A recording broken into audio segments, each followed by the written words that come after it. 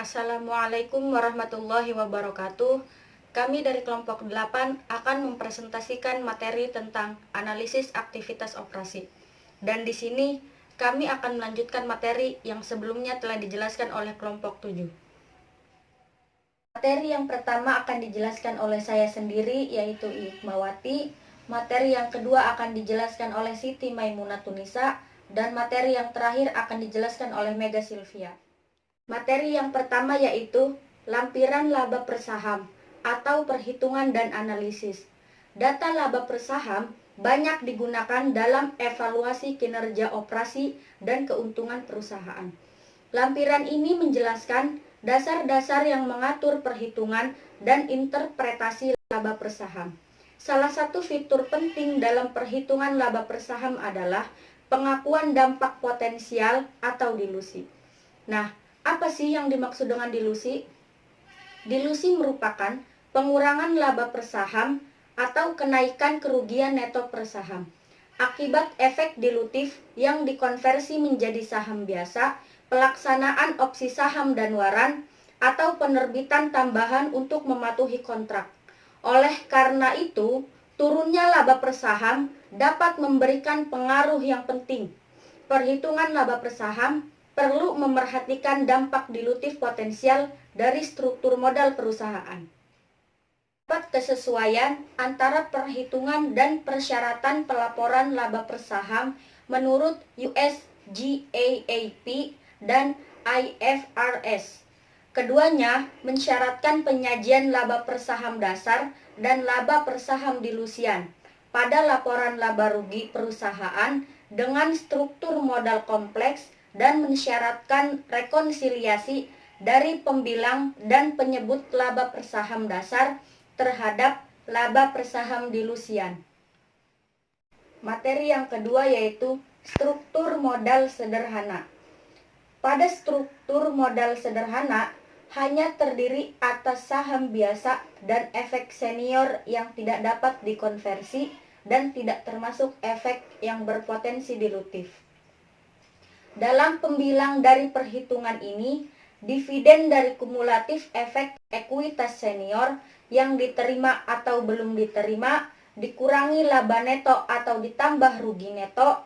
Perhitungan rata-rata tertimbang jumlah saham yang tepat adalah jumlah saham yang beredar setiap hari dibagi jumlah hari dalam periode bersangkutan. Yang ketiga yaitu struktur modal kompleks. Nah, pada struktur modal kompleks ini terbagi dua. Yang pertama, laba per saham dasar. Yang kedua, laba per saham dilusian.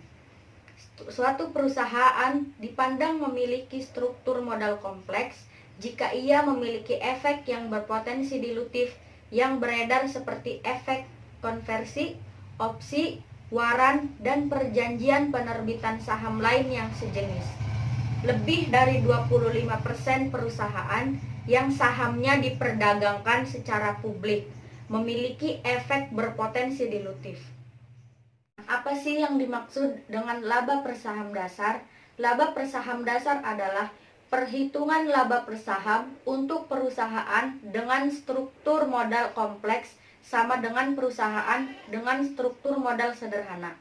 Nah, apa yang dimaksud dengan laba per saham dilusian? Laba per saham dilusian adalah perusahaan dengan struktur modal yang kompleks harus melaporkan angka laba per saham dasar dan laba per saham dilusian. Laba per saham dilusian mencerminkan semua saham biasa yang berpotensi menurunkan laba per saham. Kita hanya menghitung jenis umum dari efek yang berpotensi dilutif, opsi saham dan waran, serta saham dan obligasi preferen konversi. EPS dilusian dihitung menggunakan basis as if, yaitu kita mengasumsikan semua efek dikonversi dan opsi dieksekusi pada peluang paling awal. Misalnya, awal tahun jika efek beredar pada tanggal tersebut. Pembilang untuk laba per saham dilusian menyesuaikan laba neto untuk dampak berikut atas pelaksanaan efek konversi atau opsi. Yang pertama, Jika saham preferen telah dikonversi menjadi saham biasa, semua dividen saham preferen yang ada harus dihilangkan karena kita mengasumsikan bahwa saham preferen tidak lagi beredar. Yang kedua, jika obligasi dikonversi, semua beban bunga yang ada harus dikeluarkan dari laba neto. Hal ini dapat dicatat dengan menambahkan kembali jumlah aktual bunga setelah pajak. Menambahkan saham tambahan yang diterbitkan karena opsi yang dikonversi atau dieksekusi. Pada obligasi konversi, jumlah saham yang diterbitkan setelah dikonversi akan ditambahkan langsung. Untuk opsi, kita mengasumsikan hasil dari eksekusi atau pelaksanaan opsi digunakan untuk membeli kembali saham di pasar terbuka sebesar rata-rata harga saham. Hanya saham neto yang diterbitkan yang ditambahkan ke penyebut. Per saham dasar dihitung sebagai laba neto dikurangi saham preferen dibagi dengan rata-rata tertimbang atau berdasarkan pecahan atas tahun saham beredar. Jumlah saham beredar selama tahun tersebut. Laba per saham dilusian mengasumsikan konversi semua efek konversi dan pelaksanaan semua opsi dilutif pada peluang paling awalnya. Dalam hal ini, di awal tahun, bagian ketiga dari pembilang adalah penambahan bunga setelah pajak yang tidak akan dibayar seandainya obligasi dikonversi menjadi saham biasa. Penyesuaian pajak diperlukan karena laba sebelum pajak akan naik sebesar jumlah beban bunga yang dikeluarkan. Saham tambahan yang diasumsikan akan diterbitkan setelah konversi obligasi ditambahkan ke dalam penyebut. Bagian ketiga dalam penyebut berkaitan dengan eksekusi opsi.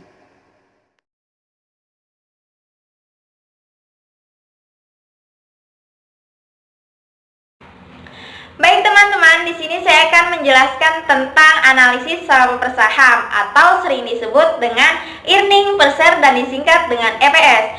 Nah, EPS ini atau analisis laba per saham adalah pembagian antara laba bersih yang diperoleh oleh suatu perusahaan di periode tertentu dengan jumlah saham yang beredar.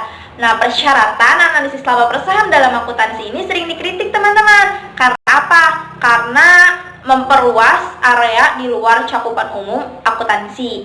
Nah, akuntansi laba per saham sangat bergantung pada proforma yang sangat dipengaruhi oleh fluktuasi pasar serta melibatkan diri dalam area analisis laporan keuangan. Nah, laba per saham ini juga merupakan indikator yang paling banyak digunakan untuk menilai profitabilitas suatu perusahaan. Jadi teman-teman, kalau kita ingin mengetahui perkembangan nilai profitabilitas suatu perusahaan, itu bisa menggunakan analisis laba per saham ini. Nah, laba per saham ini juga akan memberikan suatu gambaran yang sangat jelas tentang kekuatan profitabilitas antara perusahaan yang bersangkutan dengan perusahaan pembandingnya. Nah, ini nih yang paling penting nih teman-teman, dan perlu kita ketahui jika kita ingin membandingkan perusahaan lain dengan perusahaan lainnya menggunakan analisis laba per saham ini. Syaratnya yang dibandingkan adalah perusahaan yang sama-sama bergerak di jenis industri yang sama. Itu ya syaratnya teman-teman. Jadi kalau misalnya kita ingin membandingkan atau ingin mengetahui perkembangan nilai profitabilitas suatu perusahaan, maka perusahaan yang dibandingkan harus sama-sama bergerak di industri yang sejenis. Nah, EPS ini juga apabila dihitung dalam beberapa tahun, maka akan menunjukkan apakah profitabilitas suatu perusahaan semakin meningkat atau malah semakin menurun. Nah, investor-investor muda juga atau ya investor-investor di luar sana itu ingin menginvestasikan dananya hanya kepada perusahaan-perusahaan yang memang profitabilitasnya tiap tahun meningkat. Selanjutnya teman-teman, faktor-faktor yang dimasukkan dalam penghitungan laba per saham cukup beragam teman-teman dan membutuhkan data pemilik yang memadai sehingga dirasa cukup atau pantas untuk menempatkan tanggung jawab ini kepada manajemen dan auditornya. Nah, pengungkapan laba saham mensyaratkan juga rekonsiliasi pembilang dan penyebut dari perhitungan laba per saham dasar dan deduksi. Nah, ini diikuti oleh pengungkapan dampak laba individual dan saham biasa dari semua efek yang mempengaruhi laba bersaham.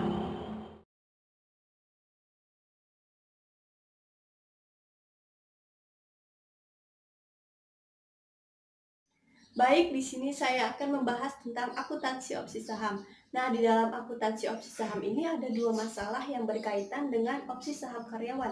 Yang pertama itu ada laba per saham. Dilusian menurut ASC 260 atau USGAAP dan IAS 33 atau disebut dengan IFRS. Yang kedua itu ada penentu beban kompensasi berbasis saham menurut ASC 718 atau USGAAP dan IFRS 2 dan dampak terkait pada laporan posisi keuangan. Kemudian dua masalah tersebut kita bahas dengan menentukan EPS dilusian. Dalam menentukan EPS dilusian ini, kita menggunakan dua opsi. Yang pertama adalah opsi in the money, di mana harga pelaksanaannya di bawah harga saham. Nah, opsi in the money ini dianggap sebagai efek dilutif yang berpotensi mendilusi kepemilikan pemegang saham saat ini dan termasuk dalam perhitungan laba per saham. Yang kedua itu adalah out of the money, di mana harga pelaksanaannya itu di atas harga saham dan dianggap sebagai anti dilutif dan tidak dimasukkan dalam perhitungan laba per saham.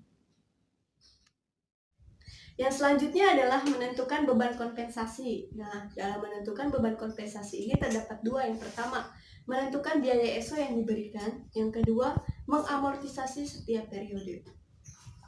Untuk menentukan biaya ESO atau Employee Stock Option atau yang disebut dengan opsi karyawan saham, biasanya ini ditentukan pada saat pemberiannya. Nah, biaya ESO ini merupakan hasil dari nilai wajar masing-masing opsi dan jumlah opsi yang diberikan.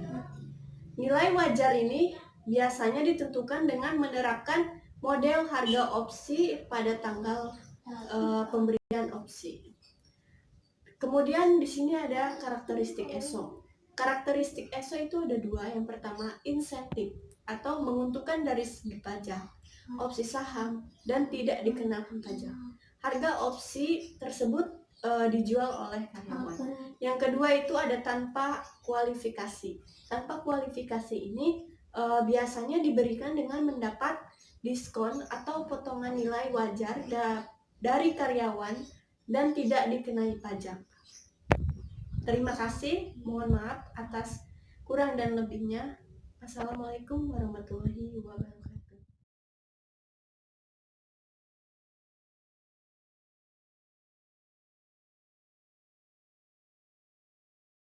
Sebelumnya kami mengucapkan terima kasih. Sebelumnya, kami mengucapkan terima kasih kepada teman-teman dan apabila banyak kesalahan, kami mohon maaf yang sebesar-besarnya.